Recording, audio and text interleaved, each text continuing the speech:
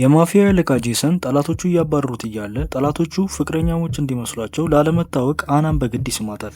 ጠላቶቹ ካለፉ በኋላ አና በጥፊ ለጥፋው ልትሄድ ስትል እንደተጎዳ ታያለች። ነርስም ስለነበረች ቁስሉን ታሽግለትና ልትሄድ ስትል ጄሰን ልክ እንዳያት ስለወደዳት ድጋሚ በግድ ይስማታል። አናም ድጋሚ በደንብ በጥፊ ትለጥፈዋለች። ከዛ ቀን ጀምሮ ጄሰን አናን ምንም ቢሆን የራሱ ለማድረግ ይወስናል። በቀጣይ ቀን የእነ አና በር ላይ እጅግ የሚያምር መኪኖች ይቆማሉ። ከመኪናውም ጄሰን ይወርዳል። የፌዴራል ፖሊስ የሆነው የአና አባት ጄሰንን እንዳየው ፊቱ ይቀየራል። ጄሰን ማን እንደሆነ ያውቅ ነበር። ጄሰንም አባትየው ቶኒን ልጅህን ወድጃታለሁ፣ አገባታለሁ፣ አንተ ደግሞ አማቼ ትሆናለህ ይለዋል። አባትየው ቶኒም በፍጹም ልጄን ለወንጀለኛ አልሰጥም ይለዋል። ልጁን ከዚህ በፊት ያጣው ቶኒ ልጁን ለሱ እንደማይሰጥ ደግሞ ይነግረዋል። አናም ቀለበት እንዳረገችና ልታገባ እንደሆነ ብንነግረውም ምንም ችግር የለውም፣ ነገሮችን መለወጥ ማስቀረት እንችላለን ይላታል። በዚህ መሃል ፊዮንሲዋ ይመጣል። ጄሰንም በንቀት አይቶት ይወጣል። በቀጣይ ቀን የማፊያዎቹ አለቃ የሆነው ጄሰን የአናን ልብ ለማሸነፍ የምሰራበት ሆስፒታል ሄዶ ያለውን ንብረቶች ሪል ስቴቶች በመንገድ ላይ እያለ የሆስፒታሉ ዳይሬክተር መጥቶ ለሆስፒታሉ ላደረገው የ1 ሚሊዮን እርዳታ ያመሰግነዋል። ጄሰንም የአና ሀሳብ እንደሆነ ይነግረዋል። በዚህ ጊዜ ዳይሬክተሩ ለአና በፍጥነት የእረፍት ፍቃድ ይሰጣታል። ጄሰን በዚህ ጊዜ አናን ተሸክሞ ይወስዳታል። የሆነ ክፍል የሚወስዳትና ትዕግስቴን አታስጨርሽኝ፣ ስላንቺ ሁሉንም ነገር አውቃለሁ በማለት ያስጨንቃታል። እሷም ተናዳ ወርውራው ትሄዳለች። በዚህ ጊዜ የጄሰን እንጀራ እናት ደውላ ትጠራዋለች። ስለሚያገባው ሚስት ሀሳብ እየሰጡት ነበር። እሱ ግን ሚስቴን የሰርግ ቀን ትተዋወቃታላችሁ ብሎ ይሄዳል።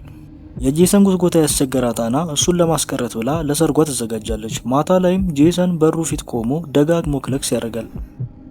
እሷም ተናዳ ስትወጣ ጎትቷት መኪና ውስጥ ያስገባትና ሊያገባት እንደሚፈልግና ከምታስበው በላይ አንደላቆ እንደሚያኖራት ይነግራታል። እሷ ግን ከፊዮንሲዋ ጋር ደስተኛ እንደሆነች ነግራው ከመኪናው ስትወርድ ይይዛትና በቦዲጋርዶቹ ያመጣላትን ውድና ቅንጡ ስጦታዎች ያሳያታል።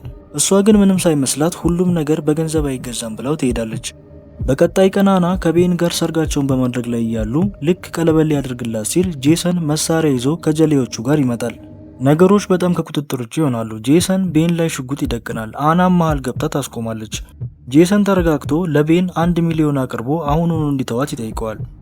ቤን ግን ብሩን እንደማይቀበልና እንደማይፈልግ ቢነግረውም ገንዘቡን የቤን እናት ስታይ በተቻለ አቅም ትወስዳለች።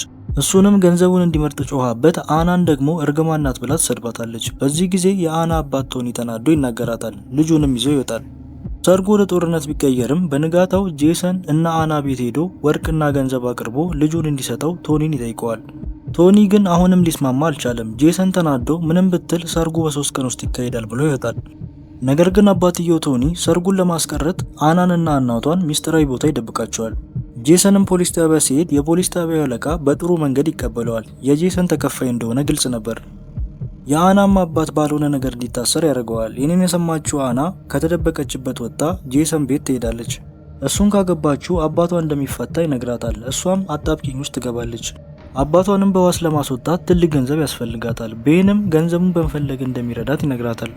የቤን እናትም ቤን አናን እንደሚረዳት ስታቅ ነገሮች እንደሚጠሙበት ታረግና ቤን ደውሎ ገንዘቡን ማግኘት እንደማይችል ይነግራታል። አማራጭ ያጣችው አና ጄሰንን ለማግባት ተስማማለች። አባቷም ይፈታል።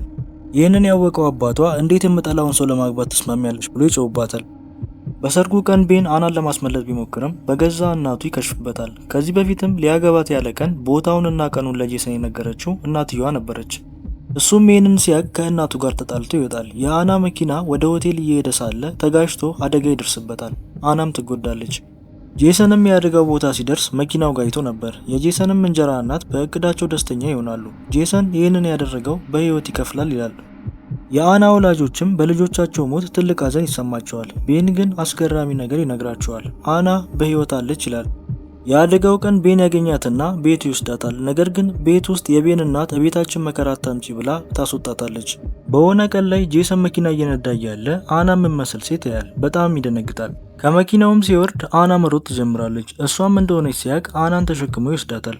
ድንጋጤና ደስታ ውስጥ ያለው ጄሰን እቤት ይወስዳትና በግድ ይስማታል። በጥፊ ለጥፋውም ልታመልጠው በሞክርም ይይዛትና ነገሮች ለሰርግ ቀን ይቆዩ ብሎ ይተዋታል።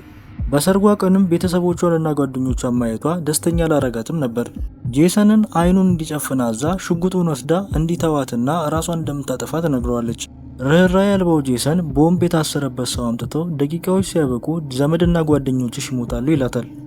ነገር ግን አና ሀሳቧን አልቀየረችም። ደቂቃ ደግሞ እያለቀ ነው። ፍቅረኛዋን ቤንን ይዞ እንደሚገለው ያስፈራራል። በመጨረሻም ተስማምታ ሚስቱ ትሆናለች። ጫጉላዋ ላይም ጄሰን ይረጋጋና ነገሮች በእሷ ፍቃድ እስኪሆኑ ድረስ አብረው እንደሚኖሩና እንደማያስገድዳት ይነግራታል። ሻወር ስትወስድም ጄሰን ክፍሏ ሲገባ ያልሆነ ነገር እንዳያደርግ ብላ ለመደበቅ ትሞክራለች። ነገር ግን እሱ ምንም ሳይናገር ፎጣ አስቀምጦላት ይወጣል። እሷም ትገረማለች።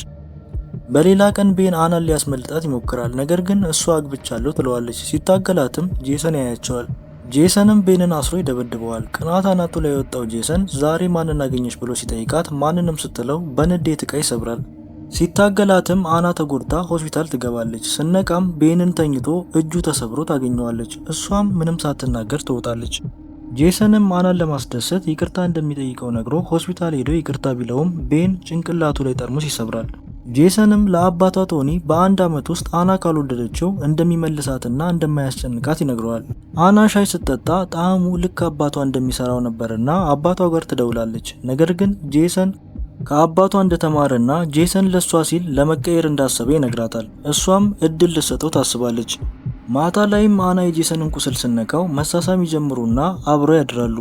የጄሰን የእንጀራ እናት የአና የፋይናንስ ኃላፊ መሆን ስላናደዳቸው አሁንም ለማለያየት ትሞክራለች። ቤንንም ብልከው ጄሰን ያገኛቸውና ይጣላሉ። ጄሰን ተናዶ ብቻውን በመጠጣት ላይ እያለ የጄሰን የእንጀራ እናት ቆንጅዬ ልጅ እንድታማልለው ትልካለች። ነገር ግን እሱ እምቢ ይላል። በንጋታውም የእንጀራ እናቱ ጄሰን እንደተለወጠ እና አና ያኔ መትረፍ እንደሌለባት ሲያወሩ ያላወቁት ነገር ጄሰን ከኋላቸው ነበር። እሱም የሚገባቸውን ቅጣት ይሰጣቸዋል። ቶኒ ከዚህ በፊት የሞተበትን ልጅ መቃብር ጋር ሄዶ ሳለ ቤን የልጁ መቃብር ጋር ቆሞ ሲናዘዝ ያየዋል። ከዓመታት በፊት ቤን መሳሪያ ሲነካካ ሳያቅ ነበር የገደለው። ይህንን የሰማው ቶኒ ይደበድበዋል። ቶኒ ሲዞርም ቤን በድንጋይ መጥቶ ይገለዋል። ቤንም አናን ጠርቶ ነገሮችን ጄሰን ላይ ያላቅቃል። አናም ያለፈውን ዛቻዎች ታስታውስና ጄሰንን ትጠራዋለች። አናም ጄሰን ላይ ሽጉጥ ትደቅንና ለምን አባቷን እንደገደለ ትጠይቀዋለች። እሱም እንዳልገደለና ከፈለገ እንድትተኩስ ይነግራታል። በዚህ ጊዜ ቤን አናን እንድትተኩስ ያልሆነ ነገር በመንገር ያነሳሳታል። በመጨረሻም አና መጨከን ስላልቻለች ሽጉጡን ትጥለዋለች። በዚህ ጊዜ ወንዶቹ ድብድብ ይገባሉ። ቤንም ያሸንፍና ሽጉጡን ይወስዳል። በዛ ጊዜ እነሱን ከመግደሉ በፊት አባቷን እሱ እንደገደለ ይነግራቸዋል። አናም ተናዳ ልትፋለም ብሞክርም አቅም አጥታ ትሸነፋለች። እነሱ ሲታገሉም ጄሰን ይጥለውና ይደበድበዋል። ነገር ግን በፖሊስ ያዚዘውና በመጨረሻ ሰዓት ቤን ሽጉጥ ቀምቶ ሊተኩስ ሲል በፖሊሶች ተመቶ ይሞታል። ከዓመታት በኋላ አና የማፊያ አለቃነቷ ተስማምቷት 2 ልጆች ተወልዳለች። ልጁ ደግሞ እንደ አባቱ የማፊያ ባህሪ ነበረው። ፊልሙን እንደወደዳችሁ ተስፋ አለኝ። ላይክ፣ ሰብስክራይብ በማድረግ ቤተሰብ ይሁኑ። ቀጣይ የቱ ፊልም ይሰራላችሁ በኮመንት ታሳውቁኝ። ቸር ቆዩ።